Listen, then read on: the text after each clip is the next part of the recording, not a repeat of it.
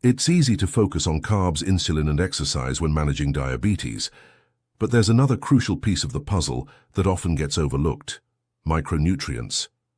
While tweaking your diet and staying active are essential, the right vitamins and minerals can offer that extra edge, supporting healthy blood sugar levels, protecting against complications, and making daily management smoother. Think of them as the backstage crew working relentlessly behind the scenes to keep your body running on cue. If you're curious about which micronutrients deserve a spot in your routine, here are 5 key players, far more than random supplements. These nutrients have demonstrated real benefits for people with diabetes. Read on to discover where they fit into your life, how they help, and what foods or supplements you can use to make sure you're not missing out. Vitamin E often flies under the radar, yet it's a first-rate defender against oxidative stress, a major culprit in the complications of diabetes.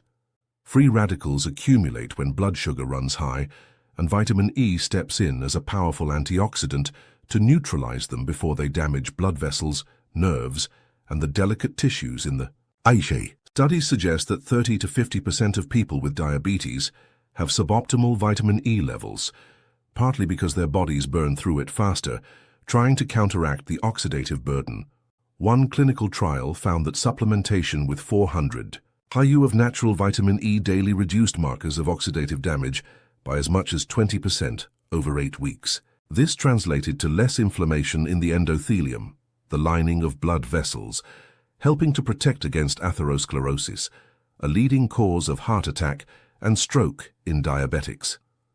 Intriguingly, vitamin E also appears to play a role in insulin sensitivity. Researchers at a major diabetes center reported that participants who raised their plasma vitamin E levels through diet saw a measurable improvement in how their cells responded to insulin, likely because the antioxidant shield preserves the integrity of insulin receptors on cell surfaces. To keep your vitamin E in a healthy range, focus on whole food sources. A quarter cup of dry roasted almonds provides over 7 milliamount of vitamin E, nearly half the daily value, plus fiber and heart-healthy fats. A handful of sunflower seeds adds another 4 milligrams, while a cup of steamed spinach tacks on 3 milligrams along with magnesium and folate. Avocado still another delicious option, offering about 2 milligrams per fruit. Avoid getting vitamin E primarily from processed snack bars or fortified cereals, which often mask the nutrient with added sugars you don't want. Instead, sprinkle nuts and seeds on salads, blend greens into a morning smoothie, or mash avocado on whole grain toast to deliver real blood sugar-friendly nutrition. Next up is vitamin D, often called the sunshine vitamin, because your skin produces it when exposed to sunlight. Unfortunately, modern lifestyles plus higher rates of indoor living and sunscreen use mean that up to 60% of people with type 2 diabetes are deficient in vitamin D, with rates climbing even higher in overweight individuals, where the vitamin gets sequestered in fat tissue. Low levels of vitamin D have been linked to increased insulin resistance, chronic inflammation, and impaired beta cell function in the pancreas, the very cells responsible for producing insulin. One large-scale study in diabetes care followed over 1,000 adults and found that those with serum vitamin D levels below 20 ng/ml were 50% more likely to develop metabolic syndrome over a 5-year period compared to those with optimal levels above 30 ng/ml. On the flip side, randomized trials have shown that supplementing with 2,000 IU of vitamin D daily can lower fasting glucose by up to 10% in people whose levels were deficient to begin with. The best natural sources include fatty fish, salmon, mackerel, and sardines, which provide both vitamin D and diabetes-friendly omega-3s. 3 ounces of cooked sockeye salmon deliver about 570 IU of vitamin D, more than half the recommended daily intake. For those who don't enjoy seafood or live in regions with limited sun, fortified dairy alternatives, look for unsweetened almond or soy milks. And UV-exposed mushrooms can add 100 to 200 IU per serving. If you suspect deficiency, have your doctor check your 25-hydroxy vitamin D levels. Supplementing with D3 at doses of 1,000 to 4,000 IU per day under medical supervision can help you reach the optimal 30 to 50 ng/ml range. Moving from vitamins to essential fats, omega-3 fatty acids deserve a special mention, even though they're not technically vitamins. Diabetes tends to tilt the body toward a pro-inflammatory state, and omega-3s, particularly EPA and DHA, act as potent anti-inflammatory agents, helping to restore balance. Studies suggest that people with type 2 diabetes often have lower omega-3 levels than healthy individuals, in part because they consume more omega-6 rich processed oils, which can exacerbate inflammation. A meta-analysis in the Journal of Nutrition found that supplementing with 2 to 3 grams of combined EPA and DHA per day improved markers of inflammation by up to 25% and modestly improved insulin sensitivity. To boost your intake naturally, aim for 2 to 3 servings per week of fatty fish like salmon, mackerel, trout, or herring.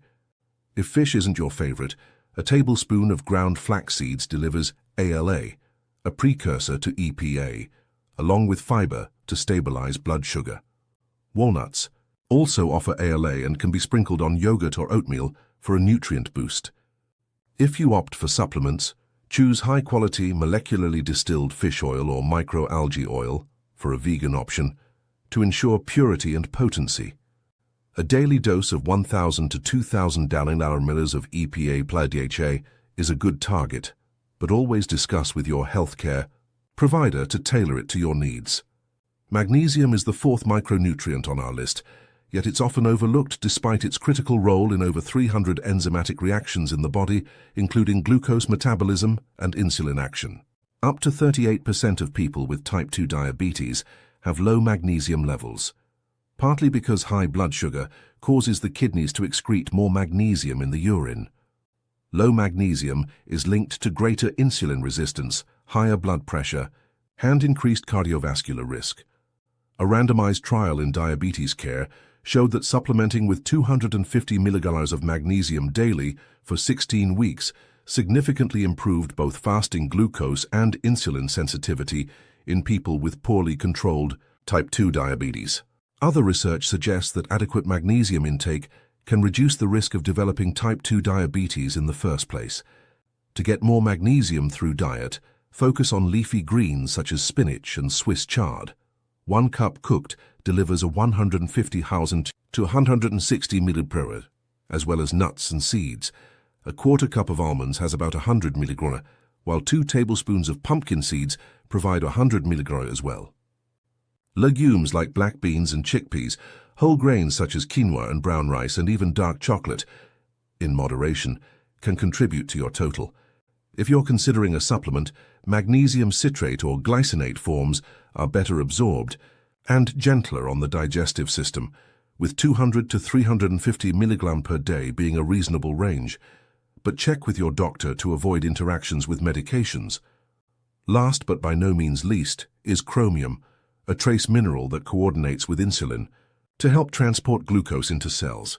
Many people with type 2 diabetes have suboptimal chromium levels, which worsens insulin resistance. A form called chromium picolinate has been studied extensively. Doses of 200 to 1,000 micrograms per day have been shown in clinical trials to reduce fasting blood glucose by up to 17% and lower A1C levels by 0.6%, improvements comparable to some oral diabetes medications. Chromium-rich foods include broccoli, 1 cup cooked has about 22 mcg, green beans, 14 mcg per cup, whole grains like barley and oats, 10-20 mcg per serving, and lean proteins such as turkey and beef, 2-6 mcg per 3-ounce portion.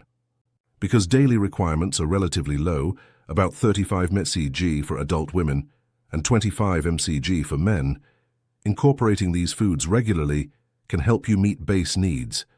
If you and your healthcare provider decide to supplement, a common approach is 200 mcg of chromium picolinate with breakfast or lunch, as long as your overall diet remains varied and nutrient-dense. Bringing it all together, these 5 micronutrients, vitamin D, omega-3 fatty acids, magnesium, and chromium, work synergistically to support healthy blood sugar regulation, protect against vascular and nerve damage, and even enhance insulin sensitivity. By including the right foods or supplements in your daily routine, you fill critical, nutritional gaps that diet and exercise alone might not address. As always, the goal isn't to rely on pills, but to use whole foods as your foundation. Almonds and sunflower seeds for vitamin E, fatty fish and UV-exposed mushrooms for vitamin D, flax seeds and salmon for omega-3s, leafy greens and beans for magnesium, and broccoli and whole grains for chromium. If you're unsure about your levels, simple blood tests can guide targeted supplementation, ensuring you neither under nor overdo vitamins and minerals. Diabetes management is a marathon, not a sprint. Alongside the carb counting, insulin dosing, and regular activity, giving your body the right micronutrients is like adding high-octane fuel to your engine. Over time, this integrated approach can translate into smoother glucose curves, fewer complications, more energy, and a higher quality of life. Which of these 5 nutrients resonated with you the most? Are you already getting plenty of omega-3s, but suspect low vitamin D or vice versa? Leave a comment below sharing your experiences and questions. If you found this information helpful, please subscribe.